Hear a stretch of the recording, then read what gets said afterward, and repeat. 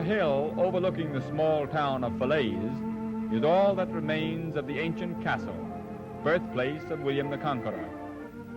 In the square bearing his name is the magnificent equestrian statue of William, first Norman King of England. At the base are imposing bronze figures of the first 6 Dukes of Normandy.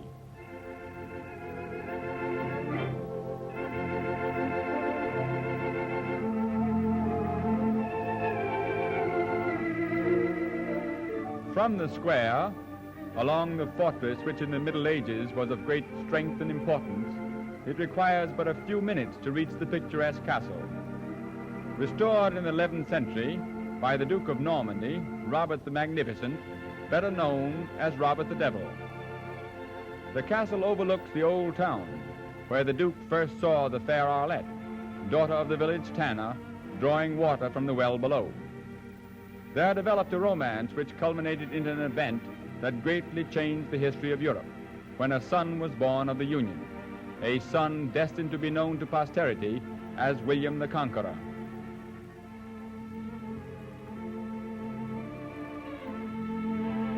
Within the arched doorway is a little room in which it is believed the child was born. William's successors, the kings of England, remained in possession of Falaise for nearly 400 years, until it was captured by Charles VII of France. All that is mortal of the great man of Falaise rests beneath the graceful spires of the Abbaye aux Hommes at Caen, which he founded to gain permission of the church to marry his cousin Matilda. His queen, Matilda, sleeps nearby within La Trinité, the church of another abbey, founded by her to gain the same permission. Not far from Caen is the small town of Dives, from which William sailed to conquer England in 1066. Among the many old buildings is that of the 400-year-old Inn of William the Conqueror. The inn is today a restaurant with a cuisine famous along the Norman coast, and a popular garden that is an ideal spot in which to enjoy out-of-door dining.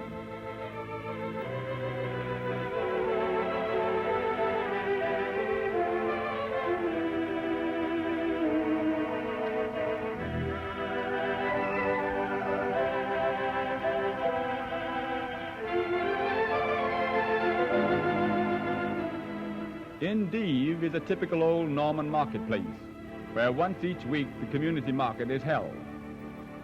The timbered building dates from the 14th century and has been in constant use, it is claimed, for over 600 years.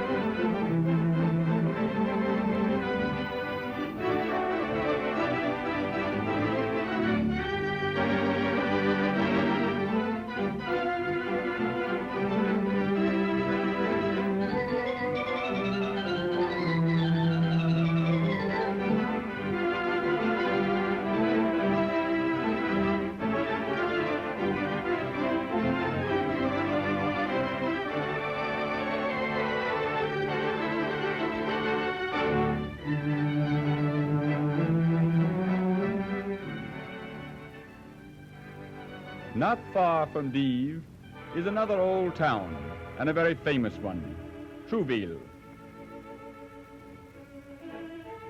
Trouville, once but a small fishing village, has become one of the most frequented watering places, and with its neighbor, Deauville, the most fashionable resort of the Norman coast. Each year during the holiday season, it is visited by thousands of pleasure seekers.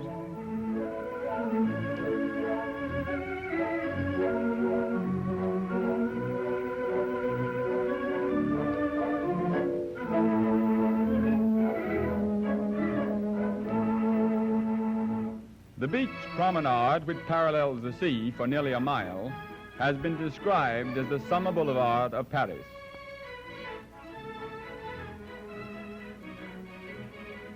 There are spacious seawater pools for those who prefer them. Although the beach is one of the cleanest and finest of the entire coast. In August, the peak of the season, the race meet at the world-famed Deauville course is climaxed with the Grand Prix, attracting capacity crowds from all parts of Europe and filling every hotel and pension with carefree, happy visitors. The race course is approached by a splendid tree-lined avenue, and autos and carriages convey passengers almost to the grandstand.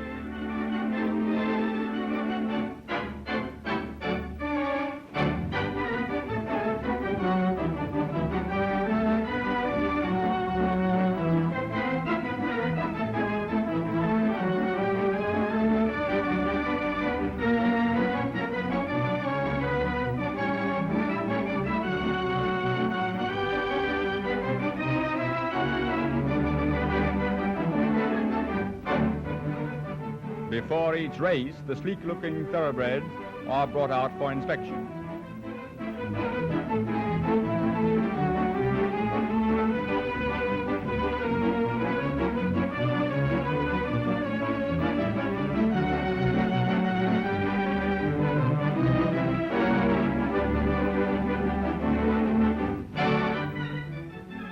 Betting is pari-mutuel, and wagers are placed at the establishment's booth.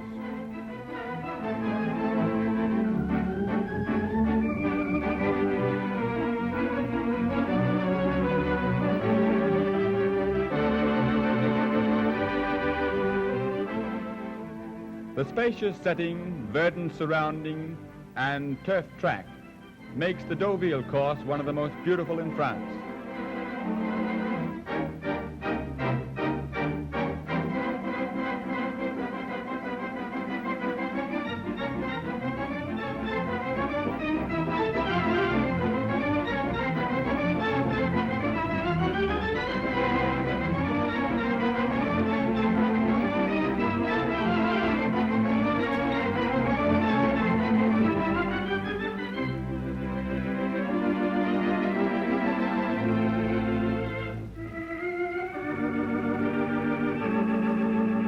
Equally renowned is the casino at Deauville, situated on a splendid boulevard overlooking the sea.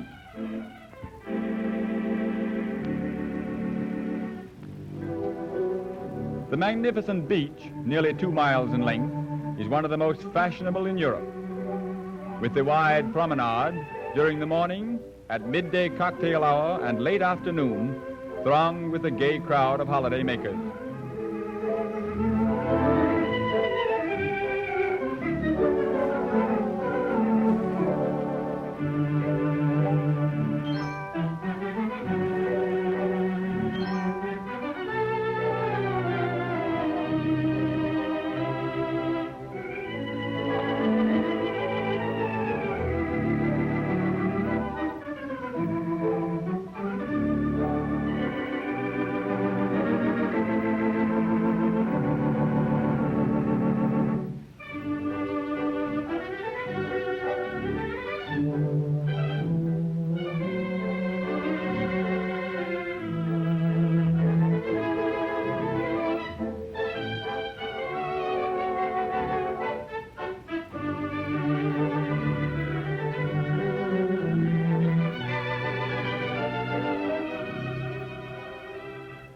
France is justly famed for its hundreds of beach resorts along the shores of the Mediterranean, the Atlantic, and the English Channel.